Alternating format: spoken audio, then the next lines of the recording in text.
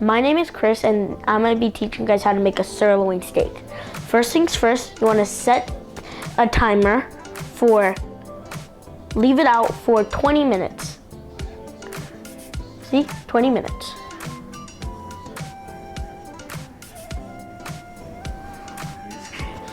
To make it dry, make it a dry steak.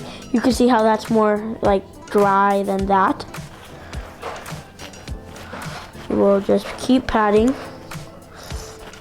I can clearly see a difference now that it's drier. Then you're gonna turn it over. Bonk, bonk, bonk, bonk. We're gonna keep doing this until this side is also dry. Now that it's pretty much fully dry, you're gonna scoop this to the side. You're gonna do this one. We'll pat until it's completely dry. Ooh, well, ooh, that was weird. Just keep on patting. Right before you put the oil in, you want it on like a medium hot, so around the 6 and the 5. You probably want to wait for about 20 seconds.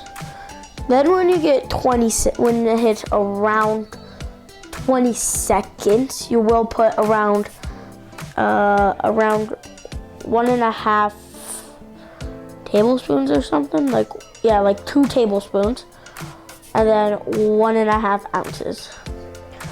When that is time, you will pour it in all around. Then it's like that. Then we're gonna mix it around like that. We're gonna put the steaks in, but before we put it like completely in, you will want to do it on the sides to get all the juice of the fat and like the oil. So you see how we're putting it on like that? That's what you want to do to start. Then when you do those sides, you put it in like that. Make sure, if you're doing 2 long steaks like this, make sure it's good.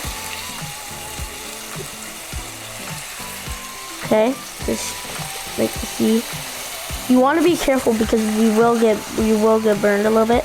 Then you turn it down to around a 3 or something like that. Around to like a 3.5, 2 in between, like the 2 and the 3, more to the 3 though. And then you'll just wait like this for around 4 to 5 minutes. Now we're gonna flip. You can see, boom.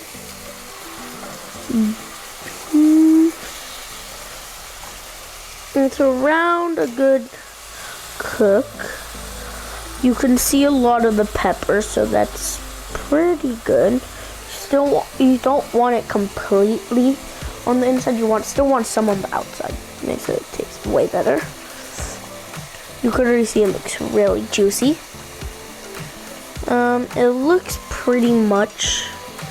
Oh wait. It looks pretty much cooked, but that's pretty good. So it looks pretty cooked. A lot of pepper actually being shown, so maybe not cooked enough on one side, but I think it might be. None of the salt being shown though, like you cannot see any salt.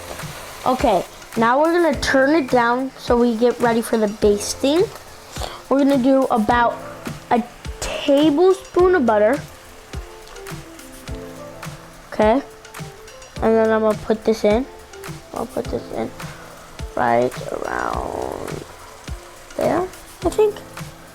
Then we're gonna do about a tablespoon of garlic. Yeah, around this much.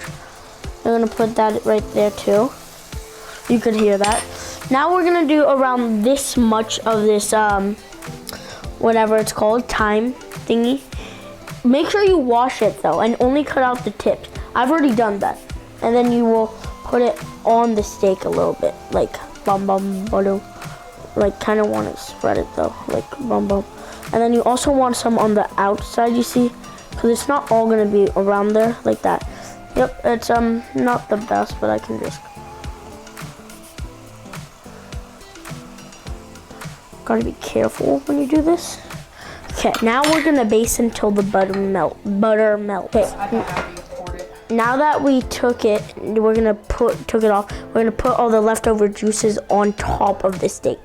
This gives it way more flavor. I wouldn't put all of it on. Definitely get some of that green out there and then put it on though. The green is important. It makes it way, you see how we're putting green, since I didn't get any green on, we will be putting some of the green on each. We're struggling a little bit though. Yeah, there we go. That's around. I would do more, but that's pretty good. That's good. And that's what we're doing for now. That looks so good. It's around a medium, I think, steak. Maybe more. Yeah, medium well was about right. It's pretty good. Okay. I really do like this salad. Time to taste the steak.